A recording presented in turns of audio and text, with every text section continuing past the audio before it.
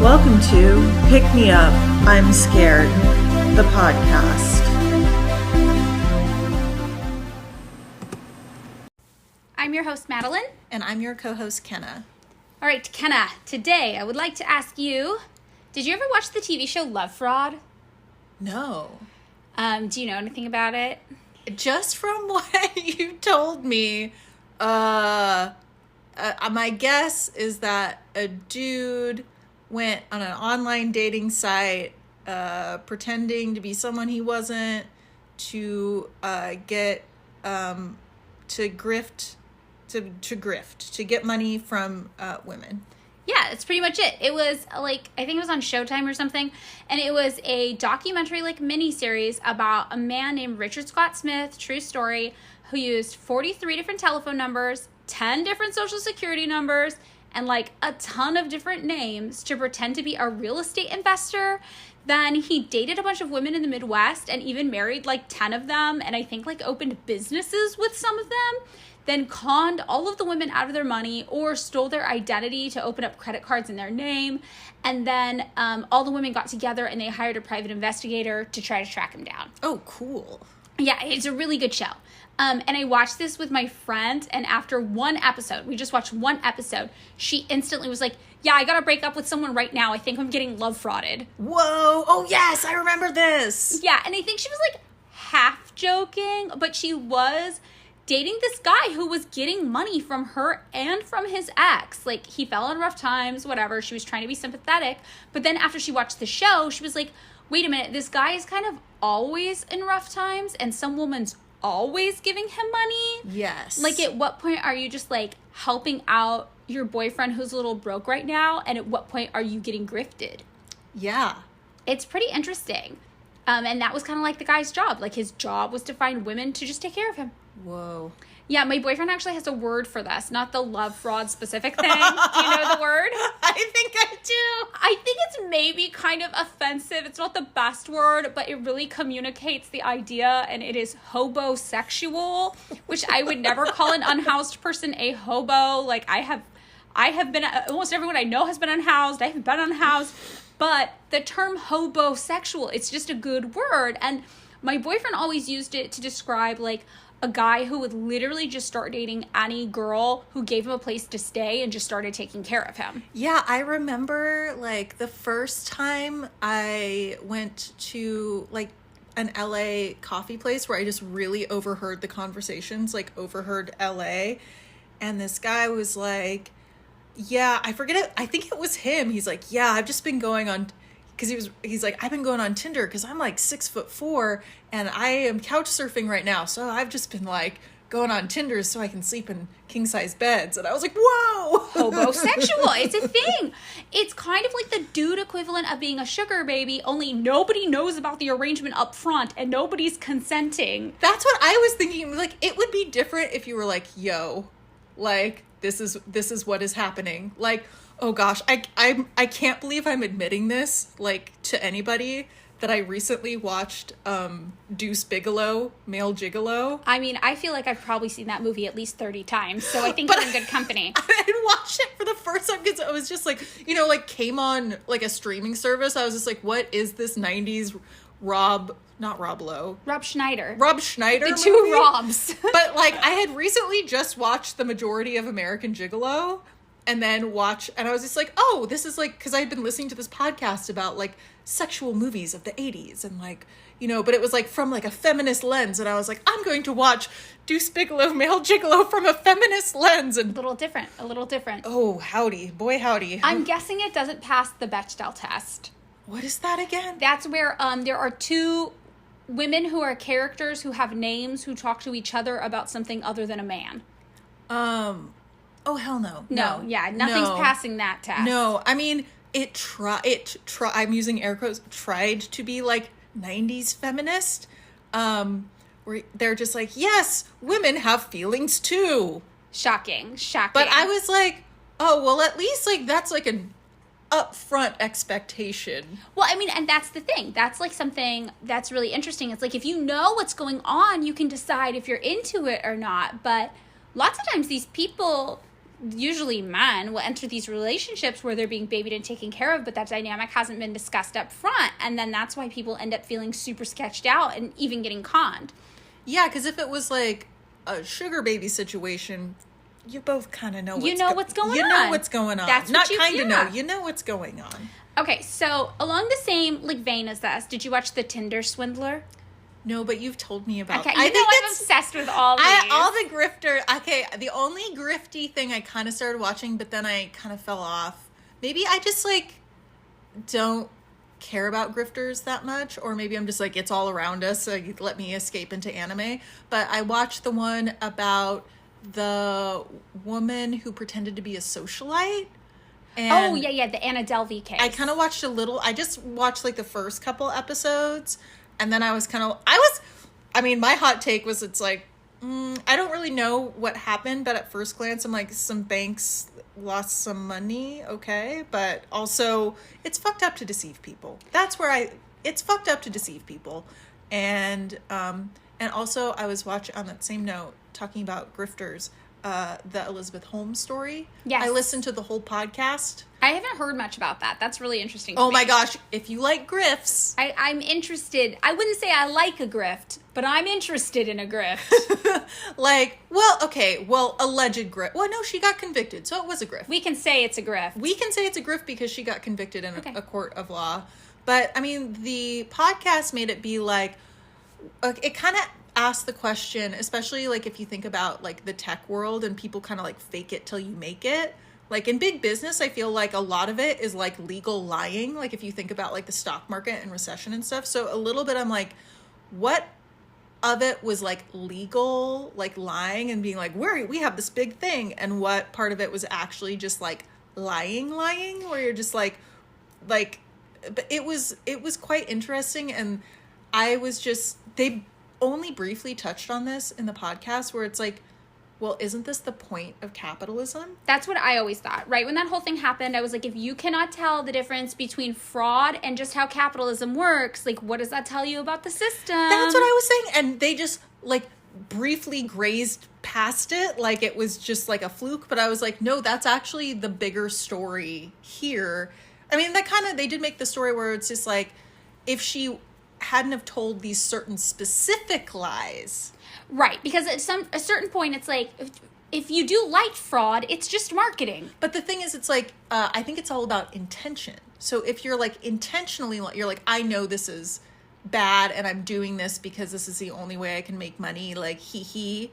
But if you're just like, I think it will work, but I don't really have any proof that it'll work, that's technically legal. Because you're just... very, very confusing. Right? And how do you know? How do you know what's in someone's heart? You can't know.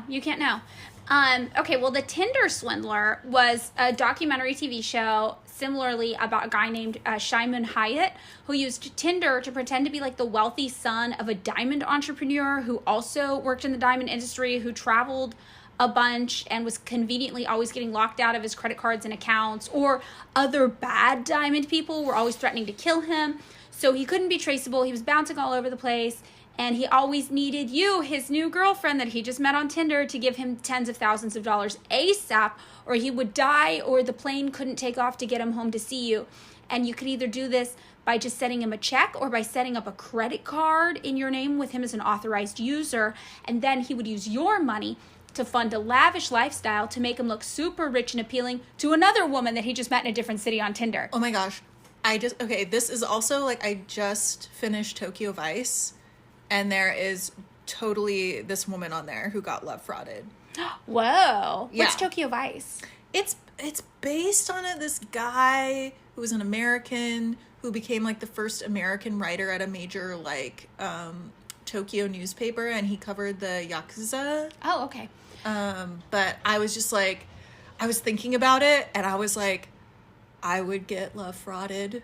I mean, I kind of have got love frauded before.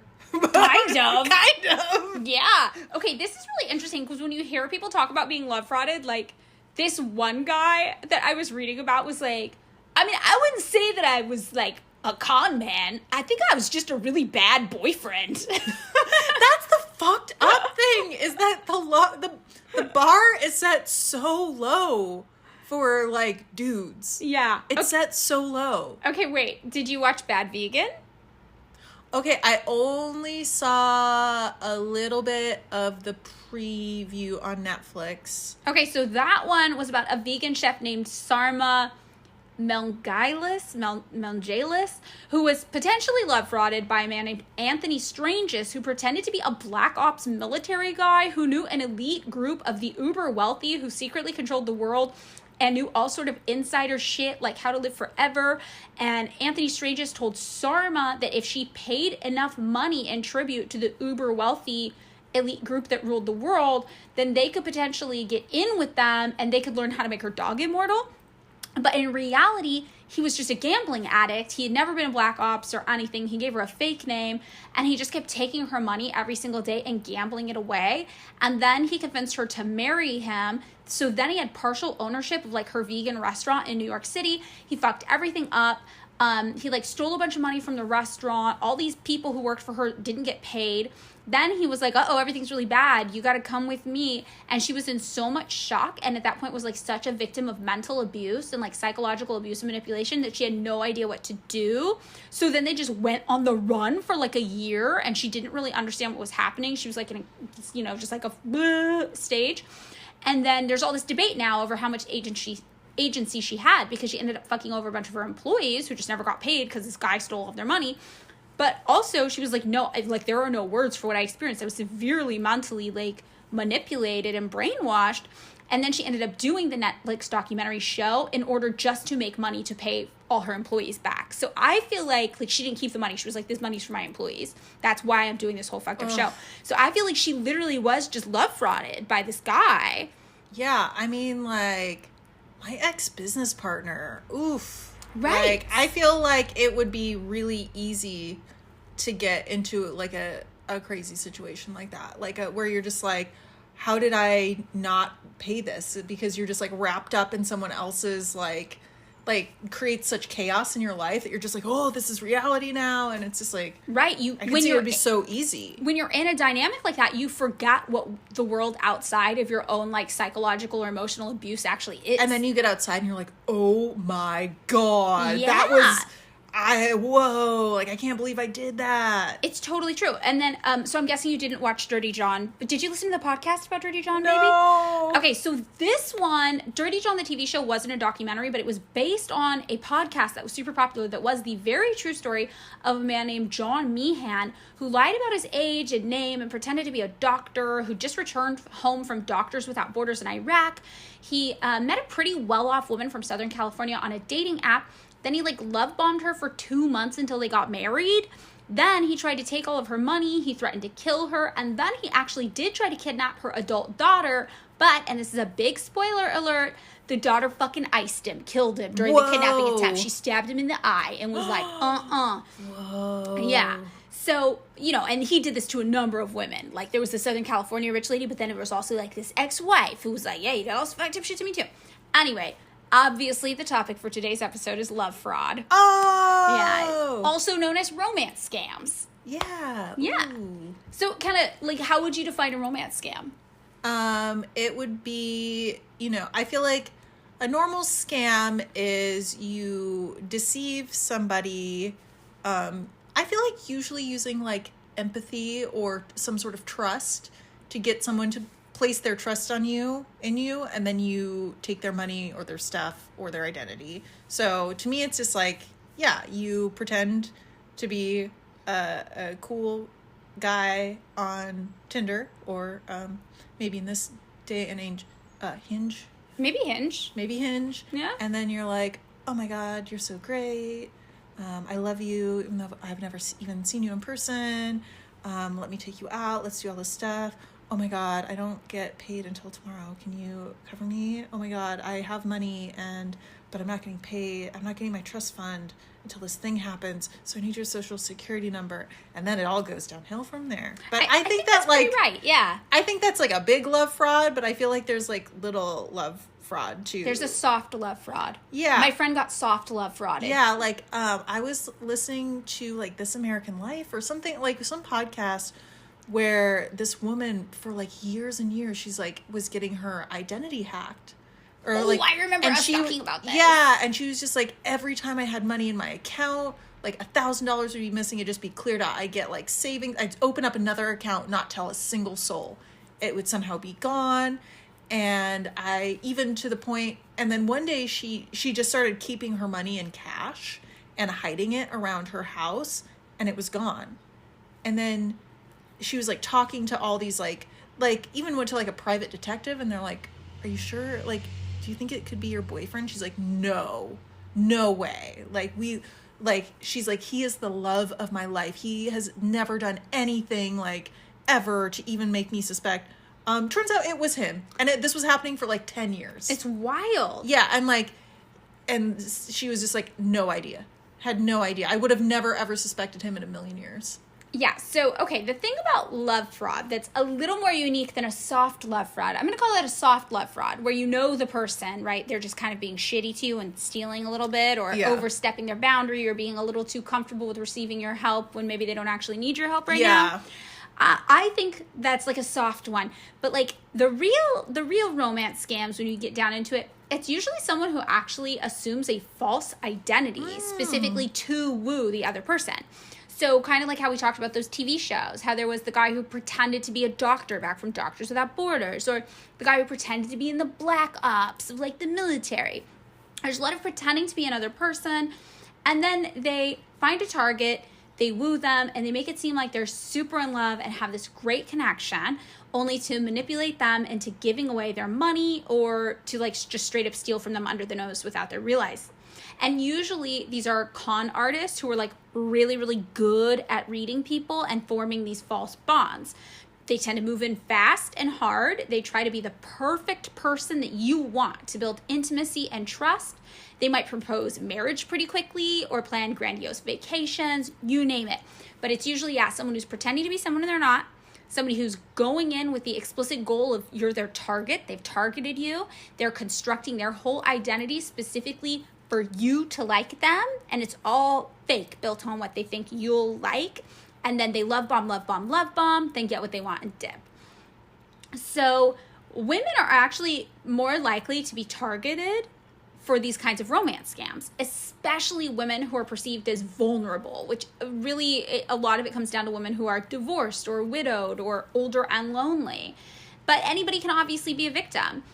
People between ages of 18 to 29 often can be like romance scam victims. And when they get scammed, they lose an average of $750 each time they're scammed. However, when people reach a higher up age, like 55 to 64, first of all, they're targeted the most, which makes sense because they're pretty near retirement age and usually have a retirement account handy. And if they're over 59 and a half, they can withdraw from it penalty free, which means that their impulsive decision to take money out to give it to somebody, there's fewer checks and balances on it. And sometimes, they're widowed or just lonely at that older age. They're more likely to be in that vulnerable state. So most victims of romance scams are over the age of 50, and they're usually women. And also a thing about as we get older, some studies have shown that our capacity to detect deception actually declines with age.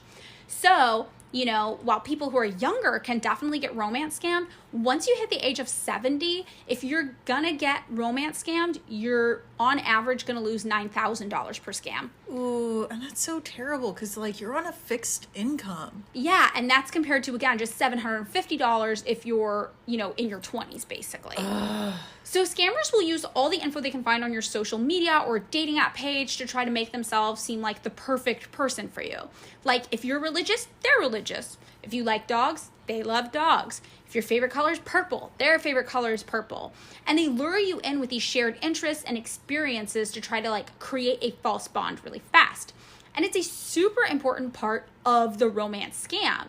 And some people even make a living just writing scripts to sell to other scammers so that they can do this better. Whoa! Yeah. Wow! Honestly, I think it would be a really funny scam to make fake things to say to scam someone that were really bad and didn't work. Yeah, that would actually be good. Yeah, or you make them over the top. If you're just okay, this still reminds me of The Game, which we have talked about before. But if you don't know, The Game is a book on pickup artists from the 90s. like late 90s, like right when like cell phones were starting to happen. And they give you advice such as keeping lint in your pocket so you can walk up to a woman and be like, "You dropped this, madam." I mean, they like literally say so, like negging, which is to be like, "Oh, you'd look better if your hair was blonde." Hehe. Yeah, it is kind of similar to that in that you're trying to hack someone's brain to force attraction. Yeah, where it's just like, I'm also just like, does it work? Well, I mean, it totally works. Like, this one woman in the UK was actually busted for writing and selling romance scam scripts. Really? Yeah, and wow. It is something that works, and some people are just naturally really good at it. And we actually talked about this in our episode, kind of debunking the idea of psychopathy. But, like, most people who are super good at manipulating others, like, our media paints them as being, like, cold and calloused and having no emotions and being detached from reality or whatever. But in reality, people who are really, really good at manipulating other people are usually the most in tune with their emotions. They really have strong emotional connections because it takes such a high level of emotional intelligence to understand what other people are going to respond to and how. Wow, that to me makes it seem more insidious in a way. Where you're just like, I actually understand what I'm doing is wrong, and I understand the hurt because I would understand that hurt if someone did it to me. That's exactly what it is, yeah. And these types of scams are getting super popular, which makes sense. They're relatively easy to pull off if you're good at reading people, and it can make you a lot of money. Plus, it's not like you're robbing a bank, right? You don't have to go somewhere in person with a gun and do a whole thing that's like an armed robbery. Most of the time, people are just willingly handing over their money to you of their own accord. Okay, to me, it is like way better to rob a bank than it is a 70-year-old woman with from her retirement pension. Oh, yeah, definitely. You should definitely like rob a bank that's if you're why deciding it's just who to like, rob. Okay, like I used to own a small business, and like when people stole from me, it was like my own money. Like it was like, you just stole $200 like out of my pocket. And I was just like, dude, if you need to like steal from somewhere, I'm like, steal from Target, or like Walmart, steal from Walmart. yeah. Like they have loss prevention built into their system. Like you're stealing from a faceless corporation with stockholders built in. Like, don't look at me in the face and then take my money. My shit, yeah. Well, and lots of times, too, the victims of these romance scams, they're too embarrassed to even report what's happened to them, so they don't even tell anybody a lot of the time. Yeah, I mean, like, plus, like, granted, like, I could see, like, you go to the police and they're like, now what happened? And you're just like, this thing happened to me. And they're like, oh, okay. Yeah, there's a lot of judgment that comes with it. And sometimes these scams happen online, but sometimes they happen in person. And whatever the case, they usually involve the scammer pretending to have a kind of job that takes them out of the country a lot for work, which explains why they don't quite have a nice house right now, despite them telling you that they're super rich and successful, or why you can't quite meet their family. Their family lives somewhere else. And sometimes it'll be like the Anthony Strange's Black Ops thing. Or sometimes it'll be like Dirty John pretending to be in Doctors Without Borders. Sometimes it'll be like Shimon Hyatt pretending to be a diamond company owner or traveling Europe. Or sometimes it'll be like Richard Scott Smith who pretended to be in real estate. Sometimes, though, it's even simpler than that. And people will just say that they do construction or engineering overseas. And the idea that someone is overseas just means that it makes sense that they might run into things like, I don't know, trouble accessing their money because international banking is so annoying, right? Oh, and that's why they totally have the money and they don't need you to give it to them. But if you could help them out because their banking's being so weird right now. Or, for example, there's an unexpected emergency. Oh, who knew this could happen to me? Everything in this country that I'm in right now is just so corrupt and I gotta bribe government officials and I don't know how anything works. And that's kind of when they'll start to ask you to help them out with some emergency situation that's occurred to them, usually in another country. So obviously it's totally normal that sometimes in a relationship, couples will help each other out with money. Like, Kenna, have you ever loaned or given money to someone you've dated? Oh, for sure. Yeah, like and they've loaned me money. Right. Like, I've definitely bought a boyfriend groceries or spotted a partner on, like, vacations or dinners when I've had a little bit more than them. I mean, I feel like a lot of that stuff is super, super regular. In the United States, where we live, 43% of couples who live together have actually only joint bank accounts, meaning that all of their money is shared. And that number is even higher if you're married. So when you get married, obviously you're also legally responsible for each other's money and debt anyway, at least in the United States. So like in California where we live, all assets acquired during marriage are legally owned equally by both spouses. In the US on the whole, if you get married, your spouse's income and debt suddenly become yours too, which means that if your partner runs up massive credit card debt and you are legally married, that's your debt too now. Oof. And 53% of women report having taken on their partner's debt, compared to just 47% of men. So women are a little more likely to do this. But when men do it, they're usually taking on higher amounts than women are. And it all kind of evens out in the end. Half of people do this in relationships, more or less. And most of the time, but not all the time, it just kind of happened automatically because you got married to someone. So research actually shows that combining finances with your partner, whether married or not, leads to an overall happier relationship where you both feel on the same page, you're more transparent about your budgeting, and overall you're just less likely to break up. In fact, only 16% of people in relationships don't know how much their partner earns per year. And when you don't have transparency like that about finances, it actually puts like a really dark cloud on your relationships. 61% of couples discuss money at least once a week. So, by all accounts, helping your partner out with money here and there, it sounds relatively normal to most people, and it's not necessarily a red flag that somebody might need your help financially with something, especially if you're in love and you think that you're going to spend the rest of your life with this person, right? Sharing your finances is super normal. If you see marriage on the horizon, it seems like an inevitability that both of your fundings, like both your bank accounts will merge anyway. Your assets are theirs, theirs are yours. And if you live together and one partner earns more than half than the other, or like more than the other rather, it's also super normal that you might be weighing out expenses based on income already to help each other out. Like if you earn half of what your partner does, you might pay half as much in rent as them for an apartment you share together, right? Like lots of couples do a 50-50 split on bills, but many people do it based on like the proportion of income you bring to the household. You just tend to think about money more in a collective household way when you're with somebody in a serious relationship. So sharing money would be a totally normal part of sharing your life with someone. And I think that's why it's hard for people who have been romance scammed to read the red flags as they have been. Because when you're getting romance scammed, a huge part of it is that you're getting love bombed and you really believe that you're about to marry this person. So by the time they're like, hey, I need $20,000, you're like, what's $20,000? We're going to be married anyway. My $20,000 will be yours in 2 months. Yeah. So, there's these areas of financial assistance in a relationship that might seem normal and not like an overt red flag, especially if you don't want to see red flags in the relationship. But there are certain points where things start to get murky. For example, while covering someone's dinner or vacation or helping with groceries might feel normal, having a partner just ask to borrow money flat out in a lump sum, especially if you haven't been dating very long, that might feel a little less normal to everybody.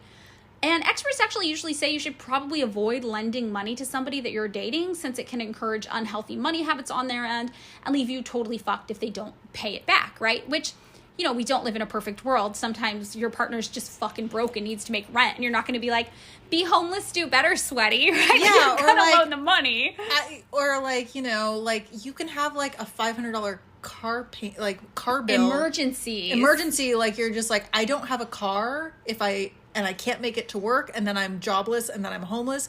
If I don't have $500, you have $500 extra dollars. Can I pay it back? I think that that's pretty normal. It's pretty normal. But the weird behavior starts to come in when people accelerate the closeness of the dynamic to make it feel more natural that at this stage of the relationship, sometimes 1 or 2 weeks in, you would be asking to borrow lump sums of huge amounts of money. Yeah, that big, I'm just going to say this, big red flag. Yeah, big red flag. If it's like, I would say if it's under 6 months and someone is asking to borrow money for like any amount larger than like $20, or even, I don't know, any amount of money seems kind of like a red flag to me. The way I always operated my life, which actually made my life a lot better, is I never loan anything that I wouldn't be comfortable never seeing again. I do the same. Like, I just assume I'm like, if I loan someone $100, I'm like, I'm not seeing that $100. Right. And if somebody's like, can you give me $1,000? It's like, if I would be comfortable never seeing that $1,000 again, then yes, I will give you $1,000. If I know that I need that $1,000 for anything in the future, I'm like, hey, I'm so sorry. Right. It's like that thing where you have to put on your gas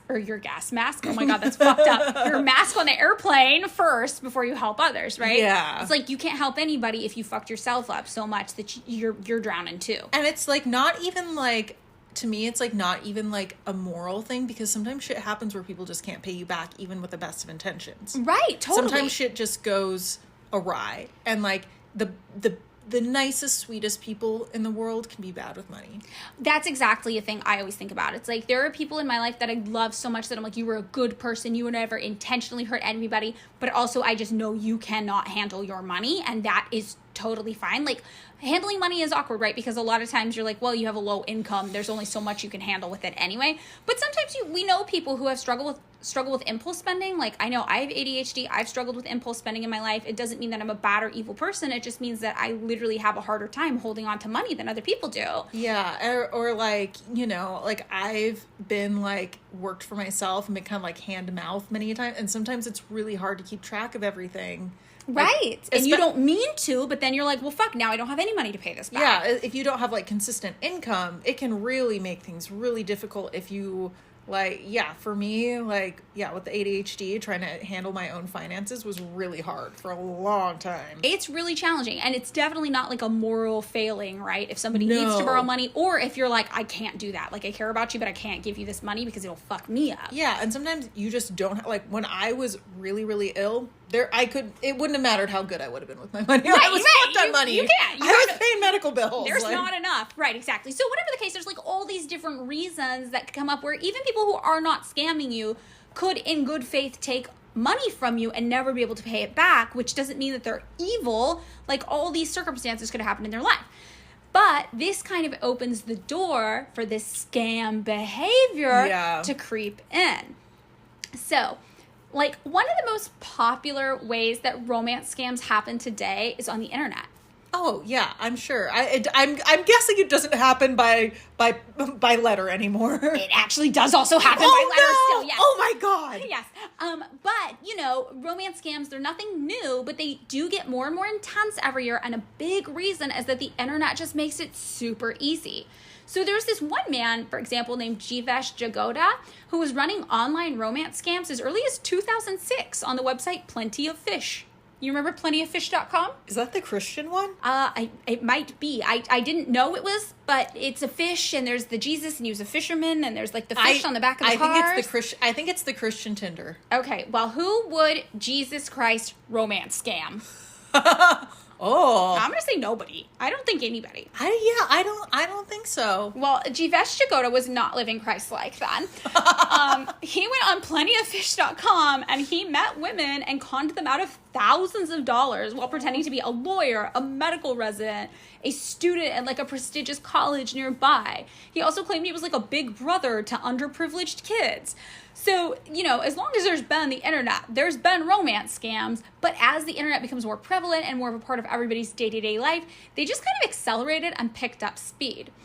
So this one former scammer named Eniton, I think is how it's pronounced, said that in 4 years, he made over $800,000 scamming 20 different victims, both men and women, in romance scams online. Yeah, so Eniton says that he ended up in the scamming business based just on ignorance and deception. He kind of thought it was like a victimless crime. And this is something you kind of hear of a lot when people are scammers in other countries and their targets are Americans. Like, a lot of times people are like, well, Americans are all super, super rich. Like, they're not even going to miss the money. Because we export a lot of these myths about the American dreams. Like, some people literally are like, oh, the streets in, like, the United States are just lined with gold. Like, you can just find money on the streets. Like, nobody's going to miss this money if we take it. And there's a lot of misinformation about, like, exactly the effects and ramifications of money you take from people online because of this. Like, for example, if you take $800,000 from somebody, you're like, how the fuck did you even have $800,000 to begin with? You're so rich, you're not going to miss this. But what you're not thinking about is like, oh, well, we don't have like any social safety net for the elderly here. Most elderly people don't have families they can live with here. And for you to be in like a care facility, it's $10,000 a month here. So $800,000, if you took it from one person, for example, in their retirement age, they could die. Like, that's Yeah. the money we have to spend our whole lives saving so that we have something to support us when we get older. So a lot of people, like Anyton, he's not like an evil person. He just literally kind of thought this was a victimless crime. Like, these people are rich as shit. I need money. I'm going to take some of their money. Then once he kind of realized, like, oh my God, I'm actually ruining people's lives, he stopped doing it, and then he started exposing how people did it to try to protect people. And now he's like, everybody hates me in my town. Like, I'm like against everyone now. Like, it's like a magician revealing how the magic's done. Oh, it's like the Masked Magician, remember? Yes. From the 90s. Yes, or totally. early 2000s. Yes, showing you how it's done, but they won't say who they are so they don't get like kicked out of the magic community. But they're like, the magicians will kill me if I reveal the magic. And you're like, really? I think they might. I think he was right. Penn and Teller, come after him. So Anyton was part of this crew of scammers that were called the Yahoo Boys. And that's literally just because all of the email addresses they used to scam people were Yahoo email that's kind of addresses. sick. I know, it's a good name. It's a good name. And he was mentored, like he was brought into the con by an older man. And Anyton used a 3-stage model to try to romance scam people. So he said the first thing he did is he would use stolen credit cards to just flood dating sites with fake profiles, like back when you had to pay for them. He also used regular social media sometimes, but he said that the dating websites definitely worked better. So if he was trying to con women, he posed as an older, more financially secure man, and usually claimed to be in the military or work in engineering overseas. To con men, this one's pretty obvious. He just posed as like a young hot chick, duh. He said guys were actually easier to convince because they were all so desperate to like talk to a young hot girl, but that you could usually get more money out of a successful romance scam if you targeted like a more mature woman. Huh. Yeah, so Anyton says every single one of his victims described themselves as either divorced or widowed. And when he explains why he went after these people, he said the lonely heart is a vulnerable heart. So he also usually waited for victims to make the first move on him. So he might match with somebody on a profile or something like that, but he would never send the first message because it seems more plausible, more believable if they had to reach out to you. Whoa. And it made it easier because you had to do less convincing. So once he set up all these profiles and he found the right people and he like matched with them or whatever, and then they sent the first message, that like led the way to stage 2. So in the second stage, Anyton would start grooming victims, basically. He learned everything he could about the target, and then he love bombed them with notes and gifts, things like flowers and poetry, and sending them messages like all hours of the day. And he said this is the part where you need a lot of patience. This is where the real game is.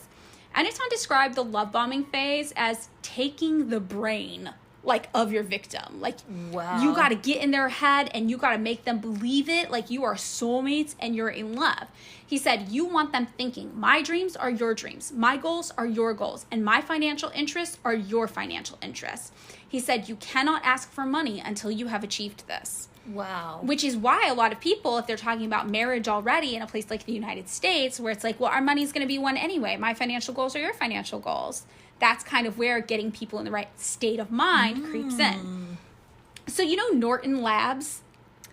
Yes. Honestly, I feel like we should maybe do an episode about the Norton antivirus guy because I think he's a trip, if I remember correctly. Oh my God. But Yeah. he's like a whole thing. Yeah, I think it's like layer on layer of just like, what the fuck? Yeah. So, whatever the case, Norton Labs, like the online security thing, Norton Antivirus, they like do this thing on the internet where they like research internet security still. So, Norton Labs actually created a fake profile specifically to appeal to these types of romance scammers, people like Anyton. So, they made this whole fake dating profile of a 65-year-old widow named Anne, who was, I think, living outside of London. And in the profile, she had recently retired. She just sold her decorating business. She owned a 5-bedroom house and had 2 luxury cars. She had a 40-year-old son, but he lived in another city. You know, basically, they were like, how do we make the perfect victim? And this is what they came up with. And less than 5 minutes after setting up Anne's profile, they had interest from someone claiming to be a divorced 53-year-old self-employed man looking for his soulmate. So right away, this first person that, you know, kind of tried to talk to Anne, they reverse image searched the profile photos and easily found them on multiple different dating websites with multiple different names. So they knew right away they'd attracted a scammer. So quickly, the scammer asked to take the conversation to email, which is common with online dating scams because the profiles get reported and shut down really quickly, which is good for the scammer because then they can just be like, yeah, I took it down. I'm talking to you. Yeah, that's what happens a lot with Depop. Oh, really? That was happening to me when I first started. Every time I post something, be like, hey, I want to buy this. Can you email me, though? Whoa. Like, that's, like, I feel like common with, like, scammers. Scam? They want you to get outside Of the app. Because then there's, like, because in the app, you have people, you can call customer service, you can, like, call PayPal, like, if you're, like, in eBay or Depop, but, like, they want you outside of the app, for sure. Right. So, okay, this man emailed fake Ann, and he said his name was Bull, which is very weird. Bull? Yeah, Bull. It seems like someone was like, generic American military man named Bull. Yeah, it kind of, yeah. Yeah. I would have gone with Thunder. Oh, Thunder's so much better. That's a good name. It really is. So Bull was like, I'm 54. Remember, his profile said 53, though. And he said, in his first message, he gave a lot about his life. And one of the things he said that killed me is, I would like to believe that I see myself as a mini god. A mini god. A mini god. This is what Bull is bringing out to scam For a people. second, I thought you were going to say, I see myself as a minion. like the yellow minions. Honestly, that's what I would leave with. You're like, what's up? My name is Kenna. I'd like to see myself as a minion. Kind of kinky. It's kinky when you say it like that. Yeah. Well, whatever the case, to me, this is like a major red flag before you even get to the money part. I mean, the name Bull might have been a red flag, too. Maybe we're in too deep. My name is Bull. I'm a mini god. Yeah, right. And a minion. So Bull's approach was to just share a lot of personal information up front to build trust. His dad was from South Africa. His mom was from the UK. He grew up in the United States. He worked as a Marine. Now he's a professional trader, is what he said, and I'm guessing stocks. I don't know, though. He has 2 kids, 5 and 9. They live with a nanny full-time in the U.S. Also weird. Also in the email, he changed his story. He was no longer divorced. Now his wife actually died of cancer 5 years ago. And the Norton people assume he changed his story to more closely match Anne's because they said Anne was a widow because that builds even more trust. Like 2 widows together? Like, come on. Bull said he was waiting for goods to clear customs. She never said what the goods were. But he said that they were worth $3.6 million and he was in Cape Town just waiting for them to clear. Anne told him that she was lonely in her big house. You know, they had some pretty normal getting to know you talks. And then Bull was like, we should Skype. So the Norton people posing as Anne had like a voice like changer. And they were like, yeah, we can Skype. But they kept their camera turned off. And Anne was like, I don't know how to use it. I've never been on Skype before. Like, I'm just a 65-year-old widow. Ha ha. So then he started to get mad. He's like, you should really turn on your camera. And she was like, I could call my son and get him to help me. And then he's like, no, don't tell your son you're talking to me, which is also obviously a huge red flag. So Bull's camera, though, the Norton people were shocked to discover was on. And he looked just like his photos. There was a video going of the same guy from the photos. But they could tell that it was just like a video he had downloaded from the social media accounts of the person he was catfishing as, basically. And like a thing where it's like, they're like, okay, yes. Yes, so he was trying to only talk when the person in the video talked, but it all was weird and off. And he said, there's probably just a delay because there's poor connectivity in Cape Town where I am right now, waiting for my $3.6 million of goods to clear customs because I am real businessman. I work at the business factory. We make widgets. Yes, and Bull also kept reminding Anne the whole time, don't tell anybody that we're talking, keep it a secret. And he got really mad anytime Anne would mention her son. And then he also would ask personal questions about her finances really fast, trying to gauge whether or not Anne was a worthy target. At one point, he even suggested, Anne should probably just not talk to her son at all because he doesn't sound very good for her. Trying to isolate her. Just some random man on the internet being like, you shouldn't talk to anybody anymore. You should only talk to me. Yeah. Yeah. So then Bull starts just love bombing Anne super hard. He's like, you know what? I decided I love you. We belong together. I want to be with you just as soon as I wrap up my goods in customs in Cape Town. Ugh. So eventually he's like, you know what? I think I need a little help moving this along here. And the sooner you help me, the sooner I can leave Cape Town and come be with you in your giant house in London where you're all alone. So he's like, look, if you send me 637 pounds, that should do it. That's all I need, which don't know why this guy who's apparently rich businessman doesn't have 700 pounds. Yeah, just sell your watch, man. But Anne, the fake Norton people, they're like, yeah, for sure, I'll send it. And he gives them basically like a name and bank routing number for just some random lady. And he's like, yeah, it's cool. That's going to be my friend's fiance that you're sending it to. And she's like, all right, because she's fake. So then they make photoshopped bank transfer statements and they're like, sent it. And of course, he doesn't get it, right? But on the fake, like, receipt of sending it, it shows the checking account balance. And also it shows like pension deposits, like just being like, yes, I have money. And it also has an IP tracker, which Bull does not know. So Bull obviously clicks it and they could see his IP address. They're able to verify he wasn't using a proxy or anything like that. And they're like, oh yeah, he's in the United States. So then Bull calls Anne on Skype to be like, I didn't get this money. But he didn't realize that fake Anne had already answered and the Norton people could just hear him talking to another man. Like when they answered the phone, he was just like talking to another man. And then he got mad because he didn't realize she had answered. So he hung up and he sent fake Anne like text messages calling her too stupid to know how bank transfers work and said it was her fault that he would never get to see his kids again. She even pretended to send it to a different bank account again. And then he was like, okay, you know what? I'm not going to get any money out of you. So he just stopped responding to Anne altogether. And the reason why this is interesting is that it sounds like Bull used pretty much the exact same script that every other online romance scam does, just with the details changed.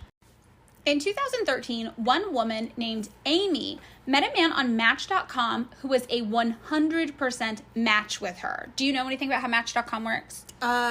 No. Okay, so basically you like fill out this really in-depth profile and then it shows you other people and gives you the percent match they are with you. Oh. So a 100% match would be super fucking rare. Like that just like wouldn't happen. So she messages him first and she's like, oh my God, 100%, right? Because it's weird. So she was a recent widow. She was in her late 50s. And the man with the 100% match had a picture of a 61-year-old gray-haired man who, like most online profiles of scammers, was attractive enough to be like interesting, but not so attractive that it was unrealistic. And he actually took a whole week to message her back from that first message she sent that was like, oh my God, 100%. So when he messaged her back, he said his name was Dwayne, which is, fun fact, actually my dad's name. And he was like, hey, we should really email instead. Like, it took me so long to get back to you because I don't check this that often, right? Which is a pretty good cover. So then Dwayne said that he was a computer systems analyst from North Hollywood, which, if you're not familiar, it's a part of LA County. But he grew up in Manchester, England, and he just kind of had a weird accent because of it.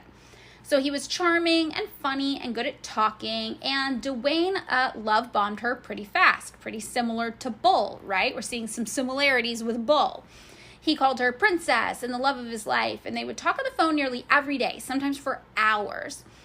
Then, though, Amy started noticing some weird inconsistencies, like the spelling of his name would sometimes change. Like sometimes it would be D-U-A-N-E, like how my dad spells it, but then sometimes he'd change it to D-W-A-Y-N-E. Ooh, that seems weird. It's a little weird. Like, remember how Bull changed his age and then, like, changed, like, the story about being divorced or, like, you know, so this is pretty consistent. Other times she'd be making breakfast and he said he was in Virginia at the time, but it would be night where he was. He'd slip up that it was nighttime. And she'd be like, what? And then he'd go, oh, I just randomly had to fly to Malaysia for work. Like, I'm just here now. So then less than a month after they first started talking, Dwayne started to casually mention how he was running into some money problems. He was like, yeah, I'm supposed to fly back home to California in January after finishing up this $2.5 million job, but all the components I need to finish the job, they're stuck in customs. Sound familiar? Wow. Very similar scripts. And Dwayne was like, look, I don't need the money. Like, I have the money. I just can't access it right now. And I can't come back to the United States to be with you until after this job is done. So he asked Amy to cover him and said, like, look, I'll pay you back as soon as I get back to the States and I can actually access my money. So Amy wired $8,000 to someone in Alabama for him. Then she sent $10,000 more so Dwayne could supposedly bribe an immigration official. And after that, Dwayne was like, you know what? We did it. Yay. $18,000 later. And I'm finally coming. January 25th is the date. So Amy bought concert tickets and everything for their first date. But then another problem came up. He actually needed to pay his workers for this $2.5 million job. And his $2.5 million check wasn't accessible in Malaysia where he was. He sent her a picture of the check, which, like, you can just write anything on a check, right? Yeah. Which we know, but whatever. Then he missed the January 25th concert because the check didn't go through. And Dwayne sent her flowers as an apology, and she wired him $15,000 more. Oh, no. By February, Amy had sent Dwayne over $100,000. By the time she realized she was scammed, she had sent him over $300,000. Oh. So on the FBI website, they actually share a really similar story. And it's about an 81-year-old woman named Glenda who met a man online in 2014. And Glenda thought this was the love of her life. He told her he was an American working in Nigeria, so again, bouncing around for jobs, right? And asked her to help him out with money to run a business there and then eventually move back to the United States to be with her. Again, super similar.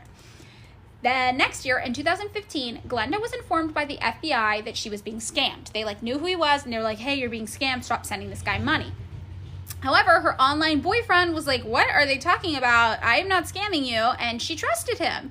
So then he started sending her cell phones and other electronic goods to pawn for him, then send him the money. And then eventually she ended up becoming a money mule, which is basically someone who moves around illegally acquired money, basically laundering it on behalf of someone else and sometimes without even realizing. She opened up personal and business checking accounts for him. And because it's the US and everything is totally dystopian and fucked up, on November 2nd, 2021, she pled guilty to 2 felonies because, yes, they charged her here even though she was clearly the victim of a romance scam and potentially elder abuse, right? Ugh. So I fucking hate this place. And the FBI put her story on their website to be like, don't get fucking romance scammed, you idiots. We'll charge you. Which is just what? What is this approach you guys think you're taking? So another woman has a similar story. There's a lot of these. She described meeting a man on Facebook and then escalating the relationship by sharing emails and pictures. And originally they were just friends and they talked a lot about praying. They were both really religious. So the man told her he was in California finishing up a job, but he needed money to finish the job to get back home or to come out to see her. So she sent him the money and he promised look, thank you so much. I'm going to get it back to you in 1 to 2 days. Of course, 1 to 2 days goes by and she doesn't get the money back. And he's like, I need extensions and I actually need more money because now if we both want to make our money, I have to finish up this job and it's actually going to cost more. In the end, she sent him $2 million. And to this day, 2.5 years later, she still believes there's a chance that he will repay her. She said, if he's a scammer, I have been so brainwashed and I have lost everything. It's everything I ever had. She gave him her entire retirement account, and now she does not know if she will ever be able to stop working in her old age. It's very, very sad. Jeez. It's just another reason to actually have a social safety net so it doesn't matter if you get love scammed. It's true. In August of 2017, another woman named Darlene met a man named Giovanni on an online dating site. She gave him her number, and within 3 weeks, Giovanni was love bombing her like wild, saying, we're falling in love. I'm an architect. I'm traveling to Turkey. Yada, yada, yada, the whole thing we know they do. Then he's like, oh, I've got this job I'm working on, and I don't have enough money to finish it up, right? So he's like, will you give me $30,000 so I can finish it? And she's like, yeah, sure. And he says, you know what? I'm going to repay you back so fast, and I'm going to repay you back even more than I borrowed from you. So then a week or 2 later, he hits her up again and is like, hey, actually, not only can I not pay you back, I need to borrow more money to complete the job. we're in this together now, and if you want your money back, you need to loan me more so I can just finish the job and get us both paid. This is kind of what the guy was talking about, where when you're scamming, you need to make them believe that your financial best interests are their financial best interests. Like, we're in this together. This is good for both of us. So he's like, yeah, you give me more money now. I'm going to finish this up. That way, we both get paid. And then we're going to get married, and it's all going to be great, and it's all going to be our money anyway. In total, Darlene gave him $530,000 from her retirement. Now she is 74 and is still working because she lost so much of her retirement to the scam and can't afford to stop. So in 2017, the same year this happened with Darlene and Giovanni, more than 15,000 people reported being victims of romance scams to the FBI. And remember, these are just the people that reported it, because a lot of people don't report it because it's very embarrassing to them. And of these 15,000 people, they allege that they lost more than $200 million in total. By the next year, 2018, this rose to 18,000 reports and over $360 million lost. Whoa. And most people targeted in these scams, according to FBI data, were, again, women or elderly people, and especially elderly women who were widowed. The most common forms these scams took in 2017 and 2018, according to the FBI, was this. An actor claims to be a U.S. citizen living abroad. I like that they called it an actor. That was very interesting to me. After a few months of building a relationship with the victim, the actor asks the victim to send gifts or electronics to a foreign address. After a few more months, the actor expresses a desire to return to the U.S. to meet the victim. The actor claims not to have enough money to pay for travel and asks the victim to wire funds. In some cases, the actor claims the wired funds did not arrive and asks the victim to resend the money. Some actors will provide a fake travel itinerary. When they don't arrive as scheduled, they claim they were arrested and ask for more money to post bail. They may also request more money for travel or to recover assets seized during their arrest. Requests for money may continue until the victim is unable or unwilling to provide more. Ugh. So they kind of start to evolve over time.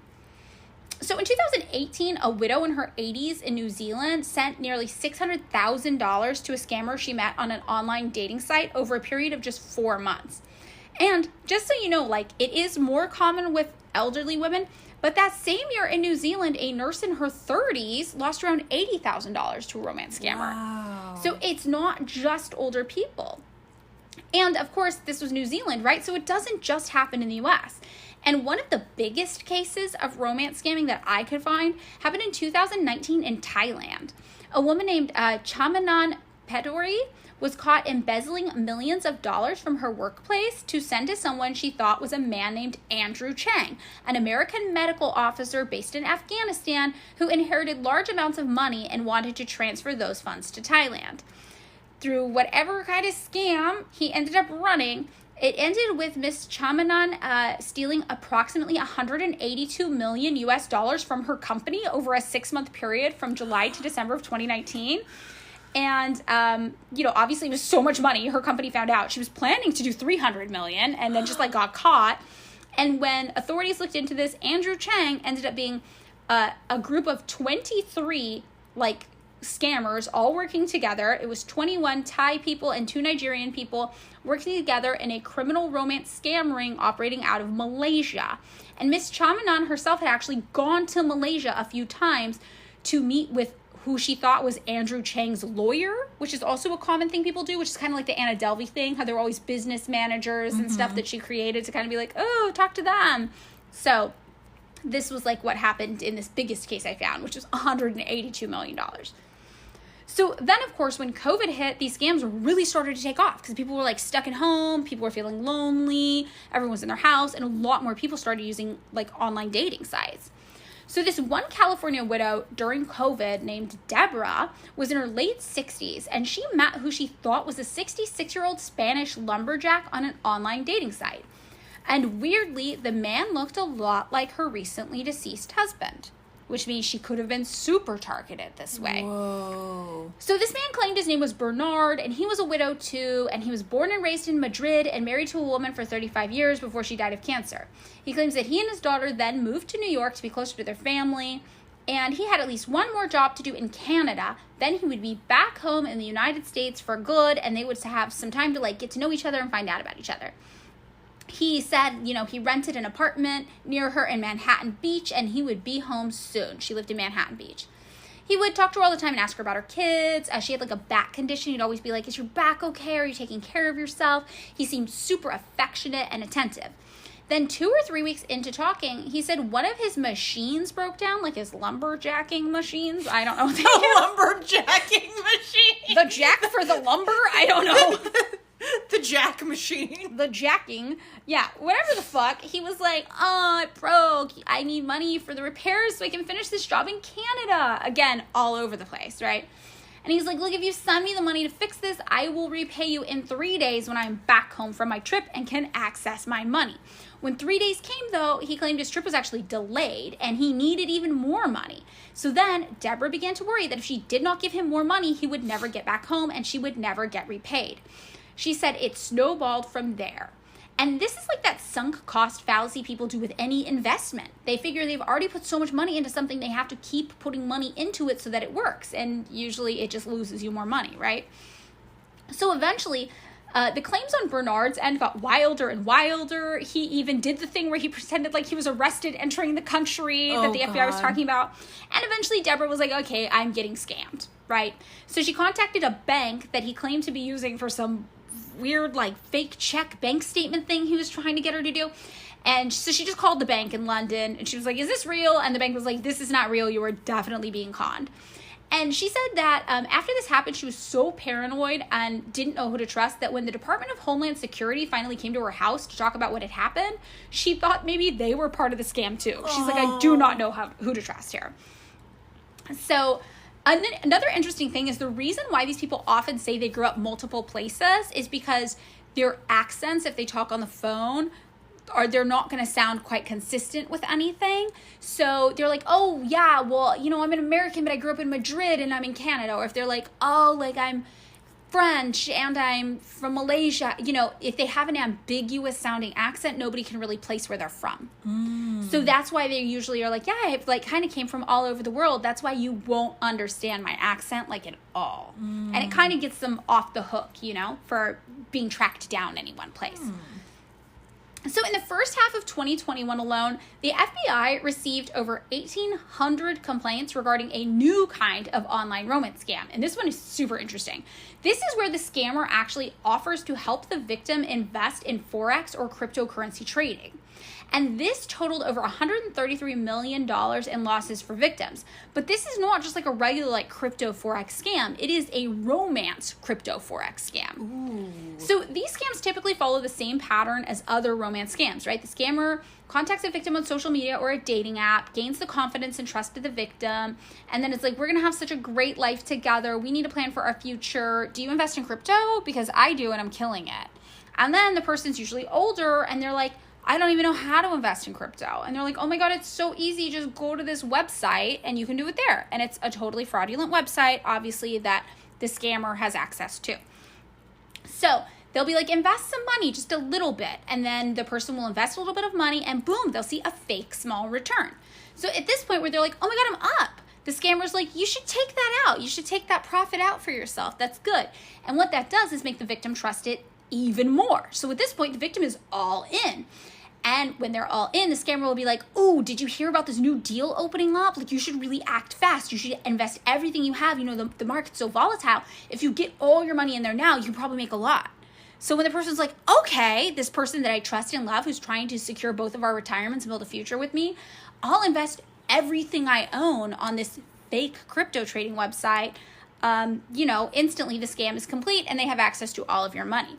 Sometimes they will even back up these fake websites with fake customer service people who are like, oh, there's weird technical glitches. I don't know why your withdrawal's not working, until eventually they just disappear completely. Beyond crypto and Forex scams, though, traditional romance scams are like still happening. Like one 70-year-old woman from Prescott Valley, Arizona, lost her husband on Valentine's Day of 2021, which is really sad. And then she connected with a man named Fola Alabi from Texas on social media. So he said, though, that his name was General Austin Miller and that he was in the U.S. military stationed in the Middle East. The 70-year-old victim sent him $330,000 and also lost $500,000 in assets by selling her RV and jewelry to help support him in whatever scam he had going on. That same man also received $60,000 from a 78-year-old Rhode Island widow, and $86,000 from a 77-year-old woman in Tennessee, and $30,000 from a 66-year-old divorcee in North Carolina. The Prescott Valley victim, though, the 70-year-old woman, was hurt so badly by the scam that she didn't have enough money to pay her bills, and she hadn't eaten in a week. It wasn't until she went to a hospital with, like, medical issues that they were like, what is going on with you? And she told them, and they were like, we got to contact the police. Like, something bad's happened here. So by the end of 2021, romance scam victims in total had lost approximately $1 billion just that year, which is more than 6 times the amount that was lost in 2017. So it's, like, huge now. Just in the past 5 years, it's gotten out of control. And just this month, one 70-year-old woman romance scammed another older woman who had just lost her husband by pretending to be a man named Garth Davis on Words with Friends, the game. Whoa. Yeah, so Carla Ann Whaley, a 70-year-old woman in the United States, started talking to this other woman who was a widow regularly, pretending to be this man, and conned her out of $34,000. Whoa. So the FBI has all these tips, right, online, like how to avoid being scammed, and they post these really awkward YouTube videos trying to explain to people how not to fall prey to, like, an online romance scammer. And they try to teach you, like, how to reverse image search a picture if someone sends it to you so you can see it's actually them. They try to tell you to be wary of anyone who tells you it was destiny or fate that you met. They tell you not to trust someone who says they're from the U.S. but are actually living or working or traveling abroad. They tell you not to trust anyone who tells grandiose stories or says that they've been recently widowed or works in the U.S. military. And they tell you just don't send money to people you've never met in person. But what happens if you have met the person in real life and they are still scamming you? Whoa. Yes. So IRL scams, right? Okay, so Kenna, remember the guy I mentioned earlier who was meeting women on Plenty of Fish in 2006? Yes. His name was Jivesh Jagoda, and Jagoda actually went to prison for 3 years for scamming in the Lord's name on plentyoffish.com or whatever. Scamming in the Lord's name. Scamming in the name of. So whatever, he got out and he went back to scamming, obviously, because we all know prison does not stop people from committing crime, and it actually makes you more likely to reoffend upon release, right? He gets out, he has even less resources than when he went in, and he's like, fuck, what do I know how to do to make money? That sweet, sweet plentyoffish.com scam.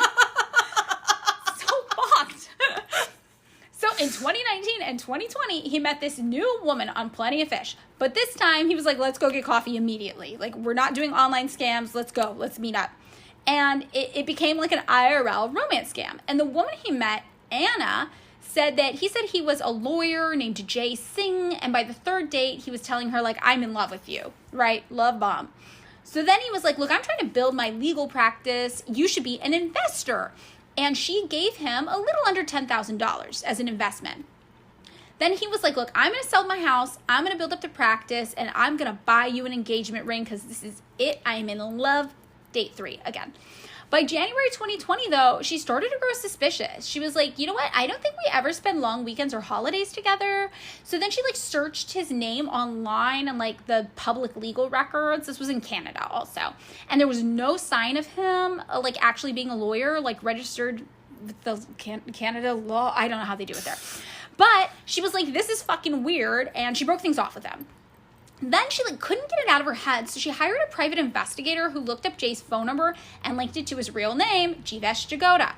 Then she Googled the name and found the record of his 2006 arrest for his Plenty of Fish scam. So then Anna got back on Plenty of Fish and found a new profile with Jagoda's picture on it. But this one had been made by another woman, and the profile was just trying to warn other women not to date him because he was a scammer. So she messaged the account, and she found out that, yeah, he was back at it doing this to multiple women, which is probably why he was never around. He was going on other dates, trying to get money out of other people. And now she's suing him to recover the money she lost. She takes her warnings even a step further because she was scammed in real life. And she's like, look, if you meet someone, look at their driver's license. Call where they work to make sure they're actually there. Wow. I mean, maybe not on the first date. Maybe if they're telling you they love you by the 3rd. I feel like if they tell you they love you by the 2nd or 3rd date, and if they're asking you for money, definitely verify.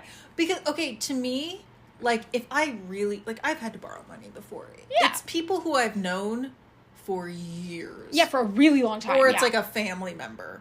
Like, you are not gonna ask, like, money from someone you've just met. Also, like, yeah, like, I have, like, my one friend, and we agreed when we became friends, like, a decade ago, we would be the friends, we just, like, asked each other for fucked up shit, and, like, that's my money friend. Like, we ask each other to borrow money, that's my one person, we loan each other money, that's my money friend. You're like, yeah, it's not just some random person that I met on the internet. Yeah, like, I'm all, like, you know, it's funny, it's like, in theory, like, yes, I will share with everybody, but, the system we live in now, like, our money is our lives. Like, right, you need it to survive. We don't have a it's social resources. safety net. We can't, like, as much as people want to think that you could just live off the land, and if you wanted to, you could just, like, live for free. You fucking can't. You can't. No, you can't there's live no way without you can money. do that. Yeah, like, so it's just like, yeah, that to me is like to be taken very seriously. Yeah, it's your livelihood. It is. It's your access to resources. It's your safety. It's your health and well-being. For these people who are retiring and they're like, yeah, I can't even retire because I have, you know, no retirement anymore because I got scammed out of it. Like, I think about me now. It's like, okay, I'm about to be 36. Like, my body already hurts when I work at 36. Like, can you imagine being 74 and still working and just in so much pain? Like, it's just fucked up. Yeah, my mom is like, I think in hers almost there, and she's like, yeah, I'm gonna work till I'm like 80, and I'm like, what? Yeah, it's pretty wild. Okay, so another IRL scam that happened is in 2015. So there was this 62-year-old woman named Carol Goodall, and she met her boyfriend, Gary, on a dating website, but the couple took things IRL really fast. It wasn't like they were just talking online. They, like, met online, and then they started dating in real life, which is relatable to me. My boyfriend and I met on Tinder. We talked for 15 minutes, and then we went out for a drink. You know, I don't feel like I had an internet relationship with my boyfriend, but we did meet on Tinder. Yeah, I've had a very similar experience, but not with Tinder, with Instagram. Right. See, so this is kind of the vibe. Like, you know, they meet up, and Gary is exactly who he says he was online looking. He looks like the same guy, and he's really nice. Like, her friends all like him. Her kids like him. It seems great. And they decided to get married in September of 2016. But then Gary was like, oh, turns out there's a problem with my divorce papers for my previous marriage. We have to delay the wedding until I get this figured out. And Carol was like, yeah, that sounds plausible. So they're waiting, and he's like, you know what, Carol, maybe you should sell your 3-bedroom house. Then we can pool all of our money together and buy a bigger place, which will be better for the kids anyway. And she's like, oh my God, that's a great idea. And he's like, don't worry about it at all. I'll handle it.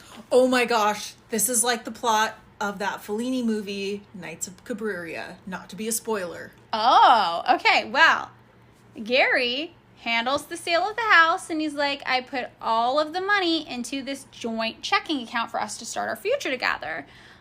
We should just rent a new place now, though, until we can get married, and then we can go house shopping for real. So shortly after that, Gary starts disappearing at nights and on the weekends, and she's like, where are you going? You're leaving a lot. And he's like, oh, I didn't want to tell you this, but I have cancer. And she's like, fuck, okay, that's gnarly. And they kind of stay together a little bit longer because she's like, well, I'm not going to leave him if he has cancer, but this is getting weird. Then in 2018, 3 years after them dating, spending their lives together, Carol gets contacted by this other woman who's like, hey, what's up? I'm also engaged to Gary, and he sold my house too, and I never saw $1 of that money.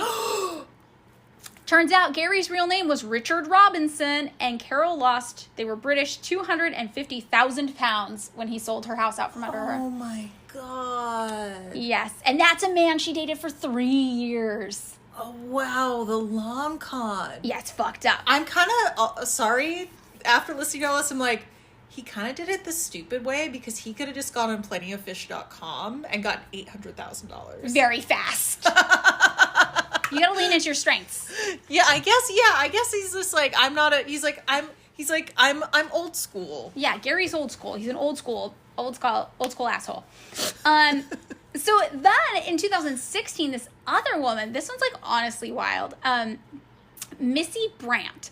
She meets this 45-year-old man named Richie Peterson on a dating app for middle-aged people. I think it's the one that's called OurTime.com. Wow, that sounds depressing. I know, it kind of does, right? Like, or, like, you know when people like, in the good old days, and you're like, huh. Yeah. I mean, it's also weird because we live in LA, and, like, there's, like, this joke that somebody made, like, on Twitter, where they're like, oh, yeah, men in LA will be, like, 45 talking about how they'd like to have kids someday. And I'm like, when someday, bro, you're about to get your AARP card. So, like, here, it's, like, really common for people in their 40s and 50s to just be on every dating app. Yeah, like, for sure. Like, I think, like, briefly I set mine to, like, I think I set mine up to 50 because I was like, fuck it. Yeah. I mean, it's only, like, what, 10 years old, you know. Anyway, but, Yes. like, there were quite a few people. Yeah, for sure. So whatever. They're on OurTime.com. They meet Richie Peterson, 45, and Missy Brandt. So Richie is like, yeah, I'm a career naval officer. I'm an Afghanistan veteran. I'm finishing up my doctorate in poli-sci at the University of Minnesota. They start talking. They talk about their kids, their divorces, their sobriety, and they meet in person after that. They're like, this is good. And they start dating, like real boyfriend-girlfriend shit, right? Like, he takes her to expensive restaurants and 4-star hotels, and he always pays for everything. He takes Missy and her daughters for boat rides. Her kids love him. Her dog loves him. When Missy loses her job, he's like, don't worry about it. I'll pay for you to live. Like, maybe you can be a stay-at-home mom. And what Missy doesn't know is that Richie Peterson doesn't exist. He is actually this guy named Derek Aldred. And Derek Aldred is a serial romance scammer who spent 20 years pretending to be a firefighter, a doctor, a businessman, a lawyer, or in her case, a Navy SEAL. He had fake uniforms, fake business websites, fake social media accounts. Eventually, he would gain access to women's finances and clear out their bank accounts or open credit cards in their name that he would just max out. All that money he spent funding his dating with Missy, the fancy hotels, the boat rides, all of that, that was actually paid for by another woman he was also dating at the time, nuclear scientist Linda Days from Minnesota.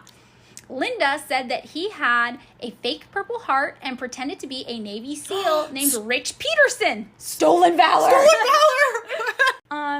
Linda, the nuclear scientist, very intelligent woman, they dated for 7 months, and he opened up lines of credit in her name that she had no clue about. He cleared out her retirement accounts. In total, he stole from 24 different women over $2 million in a 20-year period. Whoa. Cindy Pardini was another one of these women. She lost $250,000 to him after meeting him in person in 2013. He said he was an investment banker and wanted to relocate to San Francisco, so he kind of just moved into her house really fast. Then Wendy Harvey met Aldred on a dating website where he claimed to be a financial advisor from San Francisco, where he was living because he just moved in with Cindy Pardini, and he sent her like lavish gifts like diamond earrings using Pardini's money while he was staying in her house, like they were together. So then this other woman named Kimberly owned like a business that had 2 locations, and she met Aldred on Match.com, and he offered to become her business manager. They had this really serious in-person relationship, but it ended with him stealing nearly $125,000 from her, and she had to bankrupt her business. Then there was Joanne Van Huysen, who was a teacher who met him on Match.com, where he said he was an international banking lawyer. And he took her on a romantic vacation to Hawaii and was like, yeah, we're going to meet up with my daughter. And she was like, that's weird. Your daughter never came. I don't know about this. But it turns out he'd already stolen $24,000 from her, so it didn't really matter. Then there was a different Kimberly Nelson, who met Aldred on OurTime.com under the name Rich Peterson, same one as Missy Brandt. And to her, though, he claimed he was a professor who volunteered at a homeless shelter. And it turns out that he actually was just living at the homeless shelter. Whoa. Yeah, he stole $8,000 of her jewelry, her passport, and her birth certificate. And this one's interesting because it's like, obviously he's broke as fuck. He's living in a homeless shelter and he's stealing from these women who are pretty well off. So like there's an interesting like class component working there. Yeah. But the thing that is most interesting to me about him is he is the one that's like got caught taking $2 million from these women. And he's like, I wouldn't say that I was a con artist. I would say I was just a really bad boyfriend.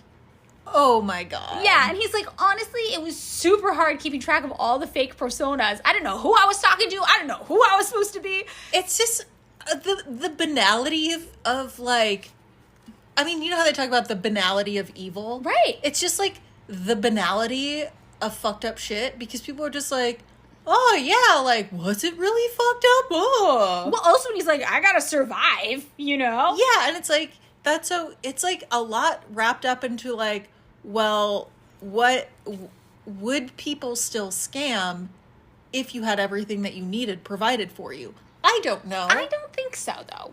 I don't think so. They're the happy rats. Remember, they do the experiment with the rats in the cages, and they give them drugs, and they give one, like, set of rats, like, really bomb lives, and they're like, here's, like, a drip of drugs, you can do drugs, and then they give other rats, like, bad, horrible rat lives with nothing they want, and they give them a drip of drugs, and then the rats with the bad rat lives did all the drugs, and the rats with the happy lives were like, we don't need the drugs, we're happy. Yeah, I mean, you know, I feel like if we lived in a society that provided everything with people needed and respect and like well-being and community, that the scams would be very little. There would be very few scams. This other guy who actually got pretty famous for romance scamming from 2016 to 2021, this guy who's 46 years old, his name's Brian Wedgeworth, he was dubbed the Florida Tinder Swindler or the Casanova Scammer, which I think the last one's a way better name. I feel like they could have gotten, like, they could have called him, like, Florida Man. Oh, he is Florida Man. Or, like, Frisky Florida Man? No. Florida Scam. Florida, we'll figure something Okay, well, whatever the case. This guy met at least 21 women in person from dating websites before scamming them out of over $1.3 million. He presented himself as a single surgeon looking to settle down, and he met these women for in-person dates to earn their trust, like, pretty quickly. Like, kind of how I met my boyfriend. I'm like, let's just meet up tonight for a drink. Mm-hmm. He did that. He's like, let's just meet up for coffee, like, right away. And he was like, oh, I, like, see you have debt. Like, I'm doing pretty well. I'm a surgeon. Maybe I can, like, help you pay off your debt. Like, what do you have going on there? And in total, he used 13 different aliases, and they were usually variations of his own name, like Brian Mims, Brian Adams, Brian Anderson, Brian Edmonds. And in addition to the money, he also received Rolexes, Super Bowl game tickets, and bank information from his victims. The bank information he got because when he was like, let me help you pay off your student loans or whatever the fuck, he's like, yeah, give me your banking information and your social security number and I'll just make those payments for you. But instead he took the money, didn't give the money. Ugh. And all of those shows that have become so huge, right? Like Bad Vegan, Tinder Swindler, Love Fraud, those are mostly about these types of offline in-person scams. And I think that those are more sensational to us. They're more captivating because in those situations, you're literally sleeping next to and sometimes having sex with a stranger who is just literally trying to steal your money. It's like this immense betrayal and it's like deeply violating and it destabilizes your entire perception of reality. You're having sex with somebody you didn't consent to have sex with them. It's like uninformed consent at best, you know? It's a really destabilizing thing. And the reality is that, like, these romance scams, they happen offline because they predate the internet, even if the internet has made them easier to pull off. Like, back in the early days, romance scammers literally used back pages of magazines and created fake personal ads to run these scams. The only difference is that it used to take months to pull off a single con. So remember how you were like, people are scamming with letters? So in the 1980s, there were letter scams. Oh. Yeah, and these scams targeted the gay community pretty aggressively. So ads would appear in newspapers, right, in like the personal section for men seeking men. And the ads were part of an elaborate scam being run by Louisiana State Penitentiary prisoners. It was called the Angola Lonely Hearts Club, and ads would go up in the personals, and then response letters would come in. Then prisoners would respond to those letters. They'd send their own letters back, and they would include a picture of some random hot guy, and they'd be like, this is me, look how hot I am. Could you give me money to help me with a sudden situation that I'm in so that we can meet in person? Sounds familiar, right? Oh my God. And this is kind of like, goes back even further than that. In the 16th century, there was this romance scam called the Spanish prisoner scam. So wait, the 16th century? Yes, the 1500s we're talking. Oh my God. And what this looked like was this. You'd have this rich person who was like the target. You're a scammer, you see a rich person, and you're like, I'm gonna get this guy's money. So you, the scammer, you're like, hey, you look rich. I've been talking to this guy. I know him. He's a Spanish noble, and he's being held captive. But he's like kidnapped, so they'll like free him if we just pay the kidnapping ransom, but he can't access any of his money, right? Because he's all kidnapped. So I'm trying to get together the money for their release, and he says once he's out, he'll pay it back, obviously, plus give you like a ton of money as a sign of gratitude, and also he'll give you his hot unmarried daughter.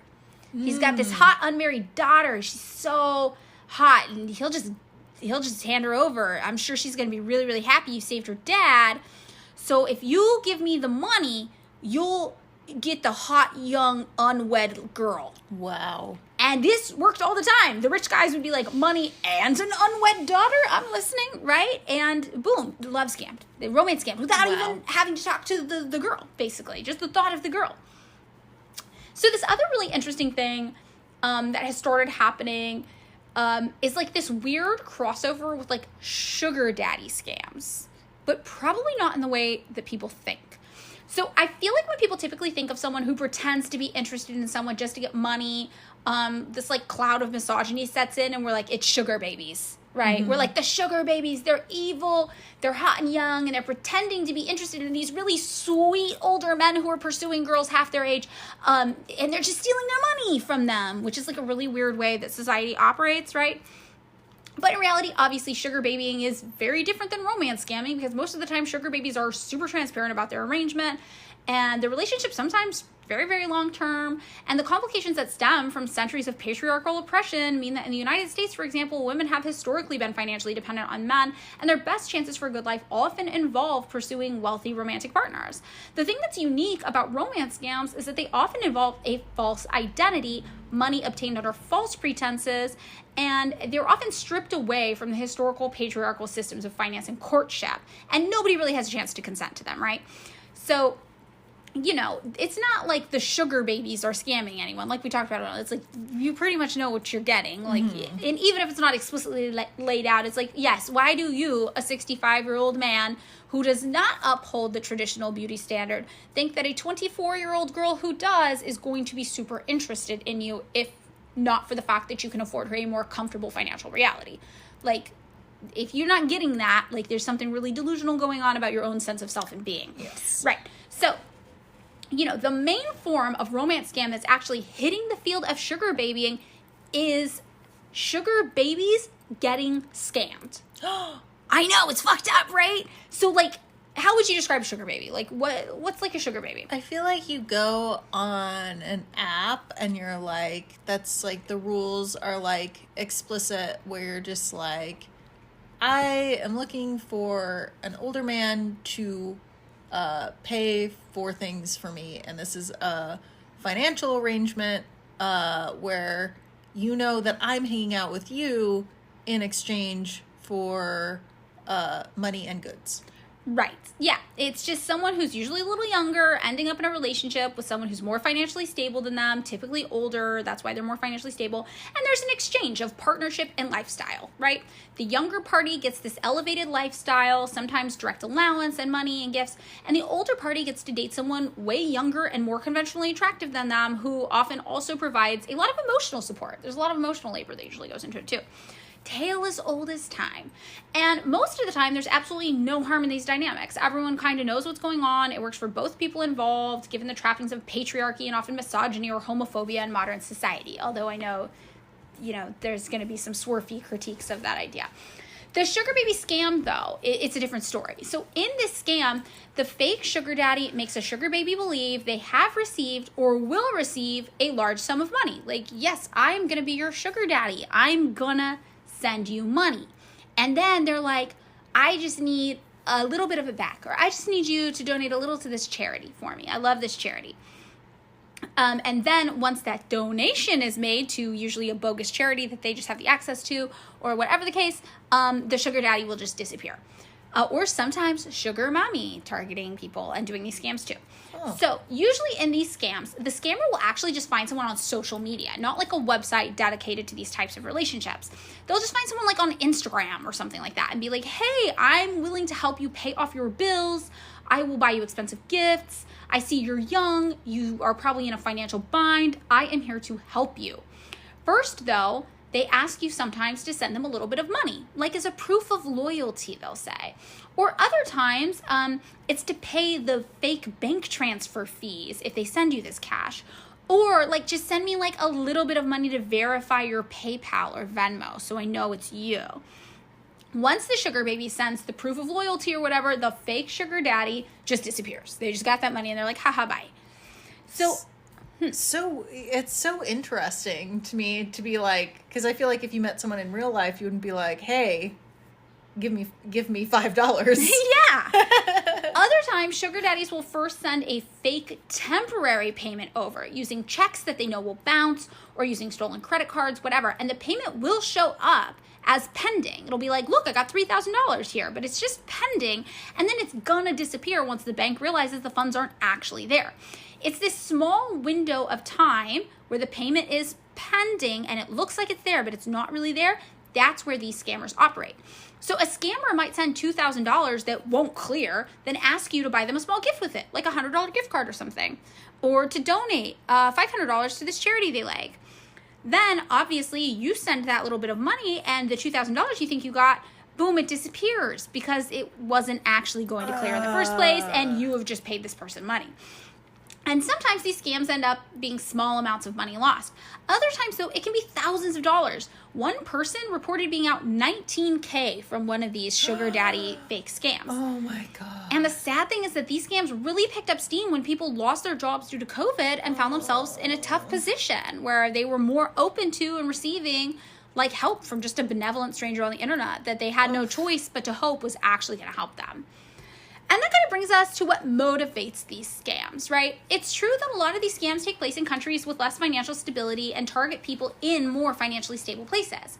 Like places that have been tormented by colonization and neoliberalism have more broke and struggling people who view Americans and some Europeans as being super wealthy and well off, people who won't miss a few $1,000s if you take it from them. And a lot of scammers also do happen to be from places like the United States too, where the reality of living here is a lot harder than the glamorous myth of abundance that we export abroad. So while shows like The Tinder Swindler and Love Fraud position the scammer as an almost psychopath, like evil person in the world, a lot of times these are people who, for whatever reason, are just in economically rough patches. Like Kenna, like you were talking about, well-provided for people probably aren't going to put in months of their lives becoming physically and emotionally intimate with people they don't like just to earn a few $1,000s, right? It isn't to say that the scammer is necessarily a sex worker, right? It's obviously more insidious than that because of the deceit that goes along with it. But there is a sense of desperation and economic motivation to these types of scams. In Dirty John, for example, the love fraud scammer John was by no means a good guy, but he did post his profile on dating sites immediately after being released from prison with no resources. And when he met the target that made him the most famous, the one whose daughter ultimately killed him, he was homeless and in need of a place to live. And that doesn't make the love fraud right, obviously. It's emotional abuse. It's psychological torment. Like, he attempted to kidnap somebody. But it does put into perspective how romance scams play into our overall sense of carceral justice and how preventative steps like providing a fair and equitable society where people's basic needs are met would lead to fewer of these cases occurring. So, Kenna, what are your thoughts on this? I know, like, you and I both independently came to the same realization where you're like, damn, society's so fucked that people have to resort to, like, love scamming the elderly to pay their bills. Yeah, okay. And like another take I have on this is like it's so sad, like the lack of community, especially for like elderly people, people who have lost their partners, because a lot of our society now, especially in the States, it's not based off of like community care, you or like even friends or extended family. It's based off of you and your partner. A lot of our society is based off you, your spouse. That's true. You and your spouse. If you do not have a spouse, if you lose a spouse, especially as a widow, you lose support. Right. Because it's not like, especially like if you're an elderly person, like you've had your spouse around for years, maybe, you know, decades. And when they're gone, it's not like you have someone out, like a lot of times maybe you don't have someone from outside providing you with like, you know, companionship, helping you around the house, helping you pay bills, like, you know, and even beyond that, like if you think about the way that like a patriarchal society is set up, it's set up for a family structure with, you know, a man patriarch figure like at the top and everything flows underneath.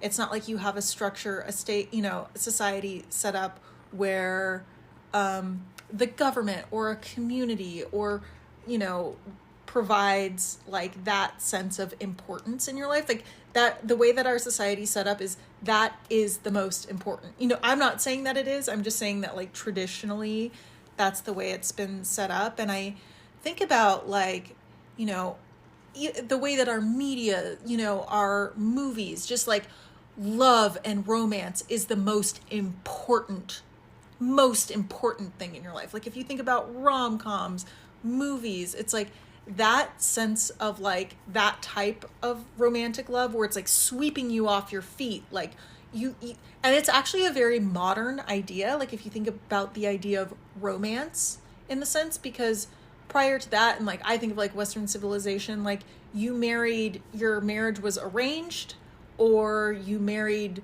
some person who lived in your same town and you were married, right? You know, unless like, or like I always thought if I was like in the Victorian times, like I'd be a spinster. But it's like, and then you're like less in society. But I'm just thinking about how important, like, if you think about songs, music, TV, like how important, like that, like all encompassing love where it's just like, oh, like, and where it's like, but it's like this really brief moment in time where it's really, really intense.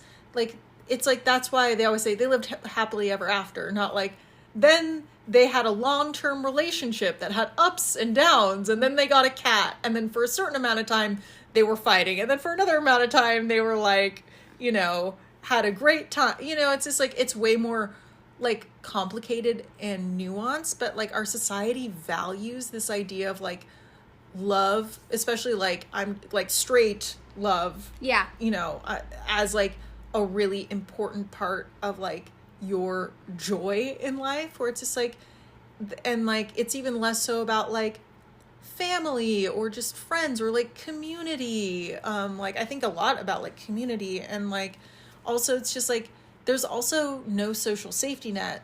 So like the way that our society is set up, if you don't have like a spouse in your elderly age to take care of you, or you better hope your kid will, or you better hope your kids will. Yeah. And like, to me, it's just like, it doesn't account for the multiple ways that like we live in society, especially like if you're a single person, like, or maybe you're like a single person who doesn't care about being in a long-term relationship.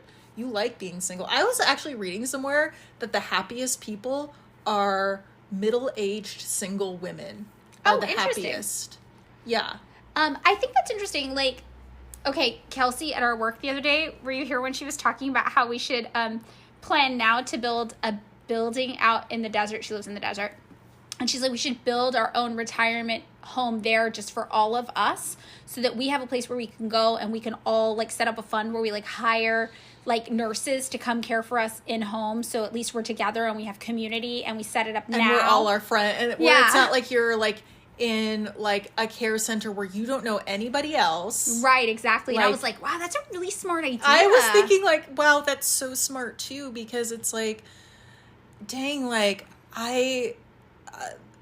all of this like speaks to like even beyond like, you know, I think a lot of times we talk about like capitalism, or, you know, right, like this talks about this set up of familial and community structures that like setting it up to where everyone is taken care of. And I think these love fraud, these love scams really thrive on this structure that we've set up, where it is meant to be this particular type of, you know, mainly heterosexual like family structure, where like, and especially like with women mainly falling for this, being like where men make the decisions and men make the financial decisions.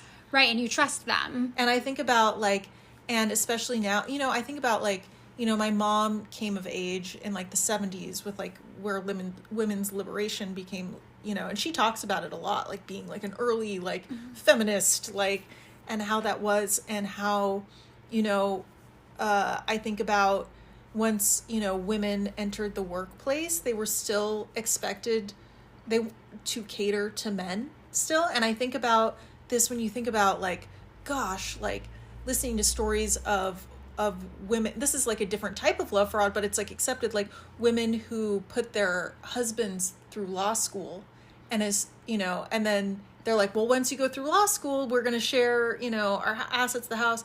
They put the husband through law school, and then as soon as the husband graduates, he leaves the family.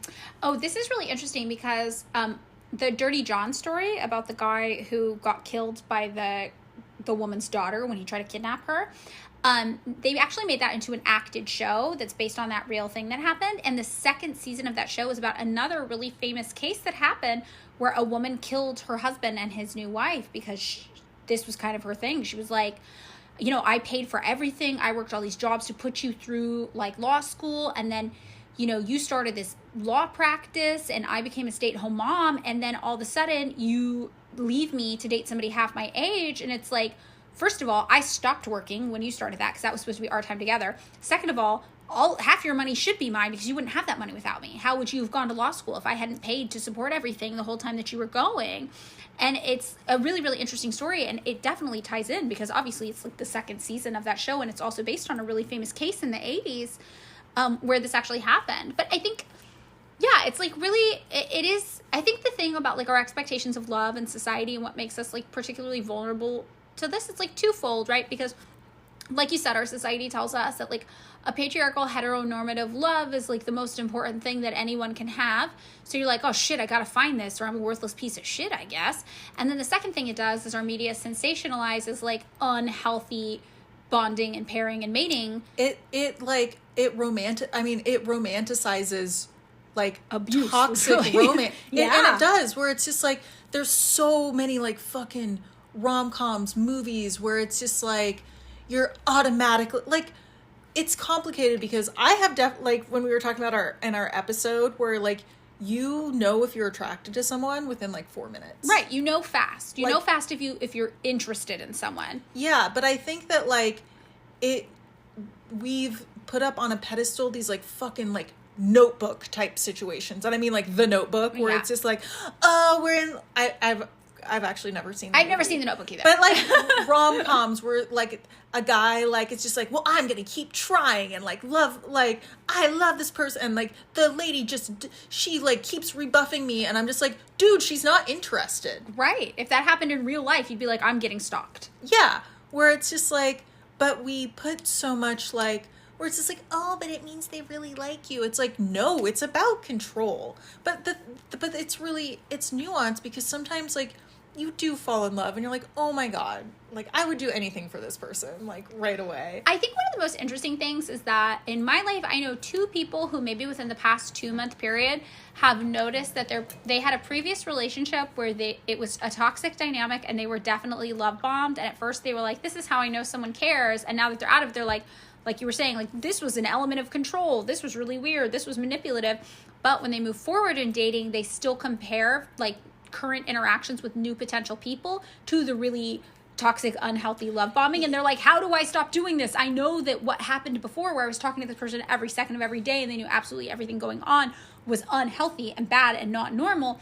But now when someone communicates with me a normal amount, I'm like, oh, they don't like me. They only text me twice a day. Yeah, well, to me, like that's actually like, to me, that shows restraint. Because if I really care about someone, I'm going to be like, this is me personally. Yeah. You know, I'm speaking for myself where it's just like, I want to, I want to respect their space and I want to learn how they interact with me. And I know that like, and I want to know, like, I want to give them space. I want them to give me space. Right. Like, all the healthiest relationships I've been in have come from a place of like, first friendship and growth. Like first, how you would treat a friend, like how you would treat your best friend. And, sometimes all day, and I think that sometimes it's doesn't respect another person's space when you're constantly being like, I need you. I'm using grabbing motions with my hands because it's like, that doesn't give them space to flourish on their own. Well, it literally objectifies them. It's like, you are an object of my possession and my desire, and that's the most important thing you are, is an object of my needs. Yeah, and I'm paraphrasing this, but I did, like I feel like everyone has read like the Bell Hooks book, like on love, where it's like, I'm totally paraphrasing and hopefully I don't get this wrong, but my interpretation of like real love is an investment in someone's spiritual growth. And spiritual in the sense of like them as a complete person, a complete entity with thoughts and feelings and that like joie de vivre that gives like joy and brightness to life. You want that for that person of their entirety, not regarding yours. It's not what they can do for you. Right. Well, okay, so what do we think the final takeaways are from the romance scam episode? Okay, I had a thought where, you know how we were talking about minions? Yes. Minions are love bombing Groog or whatever that guy's name is. They kind of are. Yeah. Hot take. I think also capitalism creates the conditions under which romance scam occurs, but also the conditions under which romance scams are so detrimental. Yeah. The scammers and the scammees are both getting fucked by capitalism, but on different ends of the spectrum. Yeah. And I think, I don't know, I think that was probably my hottest take, actually. The thing I was going to say, I think maybe it's stupid, so I won't say it anymore. Could it be any stupider than me saying that minions are love bombing? No, I think that was a very astute observation, Kenna. I think that was smart as shit. Okay, so don't get love frauded. It sounds horrible. Check on your grandma. Make sure she's okay. And, maybe reverse image search someone if you're talking to them on the internet. Yeah. Just maybe. Yeah, don't send anyone money you haven't met. Don't send people money if you don't know them very well. Don't send people money if you expect to get it back. That's my hot take. I agree. Yeah, you loan what you can afford to give, and your life will be a lot easier. I think people don't like that one, but I think that's a hard lesson you learn. Okay, that's it.